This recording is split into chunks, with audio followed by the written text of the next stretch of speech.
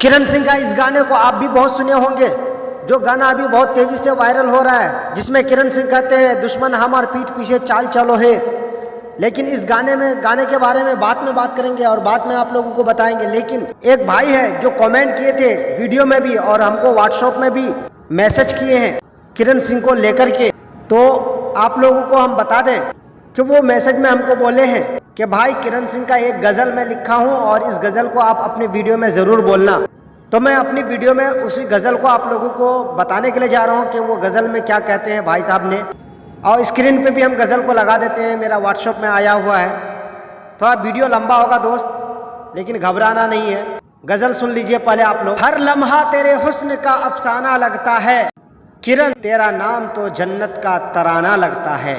तेरी आंखों की चमक में चांद भी खो जाए, तेरी आंखों की चमक में चांद भी खो जाए, तेरी हंसी से तो गुलशन सुहाना लगता है। और तेरी आवाज़ में मीठी सी रूहानी धड़कने, तेरी आवाज़ में मीठी सी रूहानी धड़कने, सुनने वाले को हर दर्द भुलाना लगता है। और जिसने भी तुझे संवारा है फुर्सत से संवारा है, जिसने भी तुझे संवारा है फुर्सत से संवारा है, तेरा अंदाज तो दिल को बसाना लगता है। भाई साहब ने बहुत ही ज़बरदस्त गज़ल लिखा है जिनका नाम है सोनू कुमार।